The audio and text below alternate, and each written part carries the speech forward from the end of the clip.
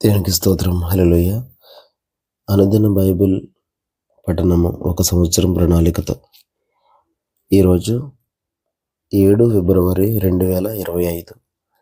ఈరోజు కొరకు సిద్ధపరచబడిన బైబిల్ వాక్య భాగాలు లేవీకాండము 1, 2, 3 అధ్యాయాలు మరియు కొత్త నిబంధనలోని మత్తయి సువార్త 24వ అధ్యాయము 23 నుండి 51 వరకు. మొదటిగా పాత నిబంధన లేవీకాండము 1వ అధ్యాయం. యెహోవా మోషేను పిలిచి ప్రత్యక్ష గుడారంలో నుండి అతనికి ఇలాగు సెలవిచ్చెను, నీవు ఇశ్రాయేలీయులతో ఇట్లనుము, మీలో ఎవరైనను యెహోవాకు బలి అర్పించినప్పుడు గోవుల మందలో నుండి గాని, గొర్రెల మందలో నుండి గాని, మేకల మందలో నుండి గాని దానిని తీసుకుని రావాలని. అతడు దహనబలి రూపముగా అర్పించినది గోవుల్లోనిదైన ఎడల నిర్దోషమైన మగదాన్ని తీసుకుని రావాలని. తాను యెహోవా సన్నిధిని అంగీకరింపబడినట్లు ప్రత్యక్ష గుడారం యొక్క ద్వారమునకు దాన్ని తీసుకుని రావాలని. అతడు దహన బలిగా అర్పించే పశువు తల మీద తన చేయి నుంచవలెను. అతని నిమిత్తము ప్రాయశ్చిత్తము కలుగునట్లు అది అతని పక్షముగా అంగీకరింపబడను. అతడు యెహోవా సన్నిధిని ఆ కోడెదూడను వధించిన తరువాత యాజకులైన అహరోను కుమారులు దాని రక్తమును తెచ్చి ప్రత్యక్ష గుడారం ఎదుటనున్న బలిపీఠం చుట్టూ ఆ రక్తమును ప్రోక్షింపవలను. అప్పుడు అతడు దహన బలి రూపమైన ఆ పశు చర్మమును ఒలిచి దాని అవయవములను విడదీసిన తరువాత యాజకుడైన అహరోను కుమారులు బలిపీఠం మీద అగ్ని ఉంచి ఆ అగ్ని మీద కట్టెలను చక్కగా పేర్చవలను. అప్పుడు యాజకులైన అహరోను కుమారులు ఆ అవయవములను, తలను, క్రొవ్వును బలిపీఠం మీద ఉన్న అగ్ని మీది కట్టెలపైన చక్కగా పేర్చవలను. దాని ఆంత్రములను, కాళ్లను నీళ్లతో కడగవలను.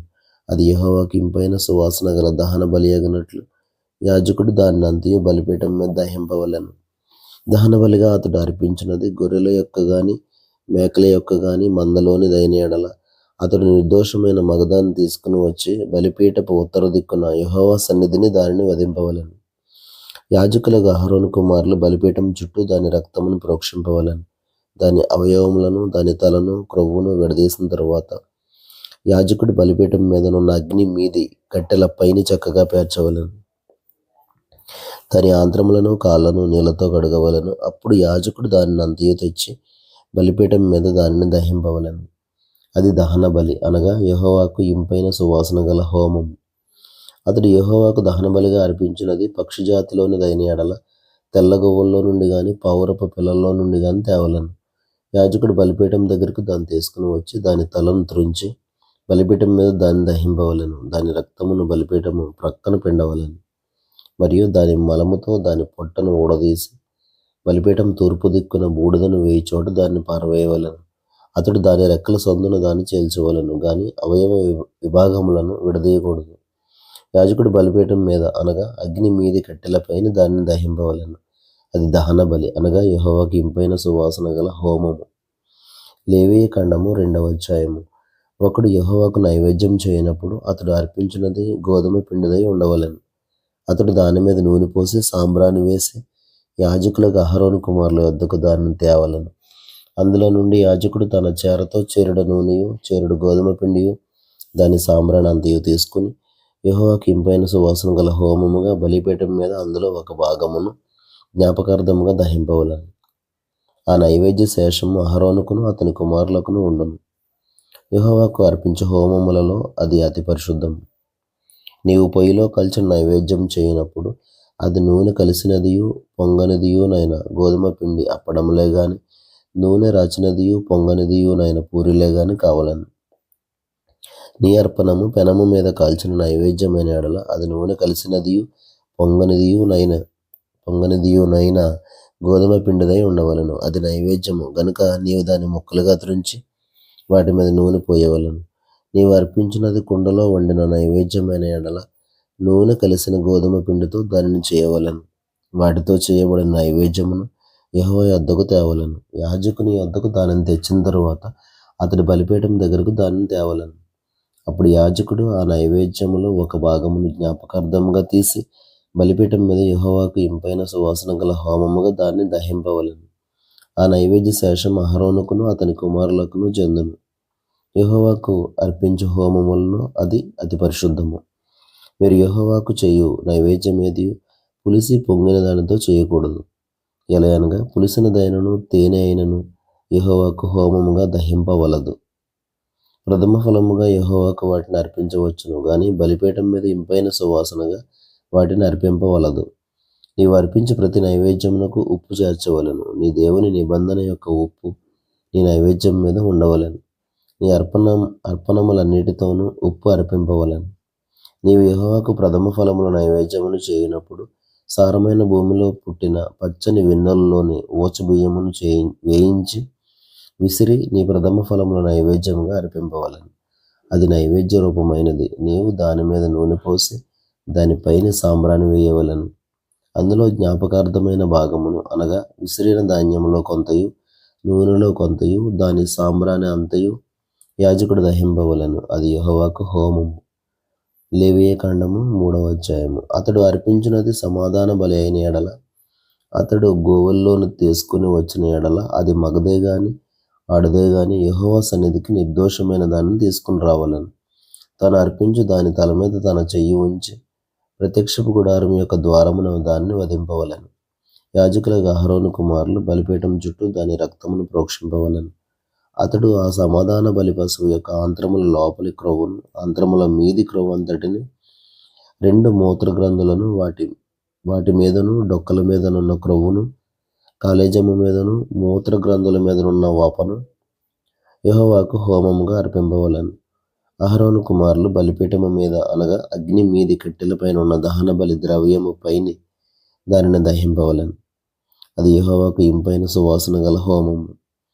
యెహోవాకు సమాధాన బలిగా ఒకడు అర్పించినది గొర్రె మేకల్లోనిదైన ఎడల, అది మగదే గాని ఆడదే గాని నిర్దోషమైన దాన్ని తీసుకుని రావాలని.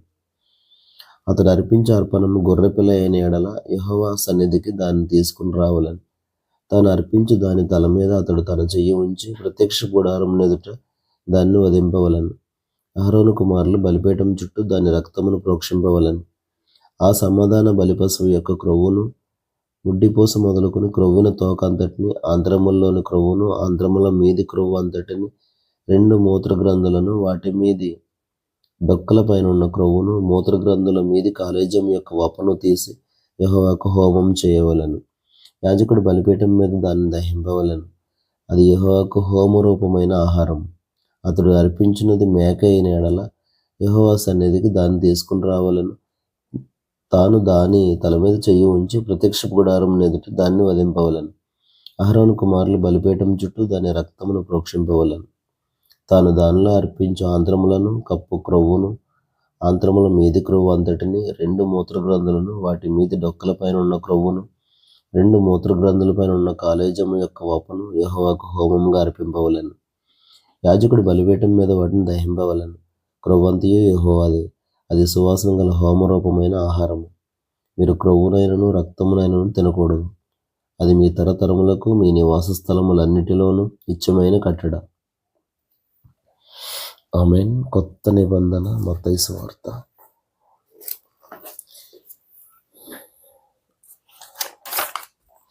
24వ అధ్యాయము 23 నుండి 51 వరకు. ఆ కాలమందు ఎవడైనను ఇదిగో క్రీస్తు ఇక్కడ ఉన్నాడు, అక్కడ ఉన్నాడు అని చెప్పిన ఎడల నమ్మకుడి. అబద్ధపు క్రీస్తులను, అబద్ధపు ప్రవక్తలను వచ్చి సాధ్యమైతే ఏర్పరచబడిన వారిని సైతం మోసపరచుటకై గొప్ప సూచక క్రియలను, మహత్కార్యములను కనబరచెదరు. ఇదిగో ముందుగా నేను మీతో చెప్పి ఉన్నాను. కాబట్టి ఎవరైనను ఇదిగో అరణ్యంలో ఉన్నాడని మీతో చెప్పినను వెళ్ళకుడి, ఇదిగో లోపలి గదిలో ఉన్నాడని చెప్పినను నమ్మకుడి. మెరుపు తూర్పును పుట్టి పడమర వరకు ఎలాగూ కనబడునో అలాగే మనుష్యుని కుమారుని రాకడయు నుండును. పీనుగు ఎక్కడ ఉన్నదో అక్కడ గద్దలు పోగవును.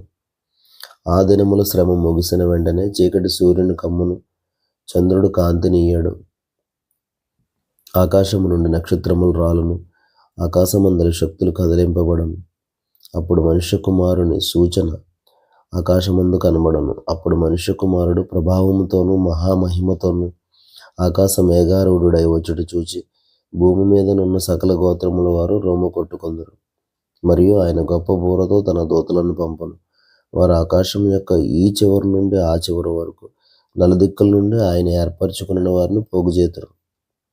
అంజూరపు చెట్టును చూచి ఒక ఉపమానం నేర్చుకొనుడి. అంజూరపు కొమ్మ లేతదై చిగురించినప్పుడు వసంతకాలం ఇంకా సమీపంగా ఉన్నదని మీకు తెలియను. ఆ ప్రకారమే మీరు ఈ సంగతులన్నీ జరుగుడు చూచినప్పుడు ఆయన సమీపముననే ద్వారం దగ్గరనే ఉన్నాడని తెలుసుకొనుడి. ఇవన్నీ జరుగు వరకు ఈ తరం గతింపదని నిశ్చయముగా మీతో చెప్పుచున్నాను. ఆకాశమును భూమియు గతించును గాని నా మాటలు ఏమాత్రమును గతింపవు. అయితే ఆ దినమును గూర్చియు ఆ గడియను గూర్చియు తండ్రి మాత్రమే ఎరుగును. గాని ఏ మనుష్యుడైనను పరలోకమందుల దూతలైనను కుమారుడైనను ఎరుగరు. నోవహు దినములు ఎలాగుండెనో మనుష్య కుమారుని రాకడయును అలాగే ఉండును.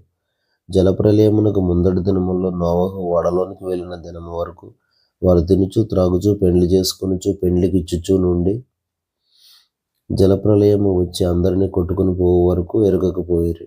అలాగుననే మనిషి కుమారుని రాకడ ఉండును. ఆ కాలమున ఇద్దరు పొలములో ఉందరు, ఒకడు తీసుకుని పోబడును, ఒకడు విడిచిపెట్టబడును. ఇద్దరు స్త్రీలు తిరగలి విసురుచుందరు, ఒకత తీసుకుని పోబడును, ఒకత విడిచిపెట్టబడును. కావున ఏ దినమున మీ ప్రభు వచ్చును మీకు తెలియదు గనుక మెలకువగా నుండుడి.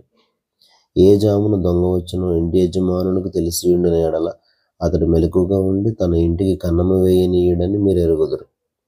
మీరు అనుకొనని గడియలో మనుష్య కుమారుడు వచ్చును గనుకనే మీరును సిద్ధముగా ఉండుడి. యజమానుడు తన ఇంటి వారికి తగిన వేళ అన్నము పెట్టుటకు వారిపైన ఉంచిన నమ్మకమైన వాడును బుద్ధిమంతుడునైన దాసుడెవడు? యజమానుడు వచ్చినప్పుడు ఏ దాసుడు ఇలాగు చేయుచుండుట అతడు కనుగొనునో ఆ దాసుడు ధన్యుడు. అతడు తన యావదాస్తి మీద వారిని ఉంచునని మీతో నిశ్చయంగా చెప్పుచున్నాను. అయితే దుష్టుడైన ఒక దాసుడు నా యజమానుడు ఆలస్యం చేయుచున్నాడని తన మనస్సులో అనుకుని తన తోడి దాసులను కొట్ట మొదలుపెట్టి త్రాగుబోతులతో తినుచు త్రాగుచూనుంటే ఆ దాసుడు కనిపెట్టిన దినములోను వాడు అనుకొనని గడియలోను వాని యజమానుడు వచ్చి వారిని నరికించి వేషధారులతో కూడా వానికి పాలు నియమించును. అక్కడ ఏడ్పును పండ్లు కొరుకుటయు ఉండును.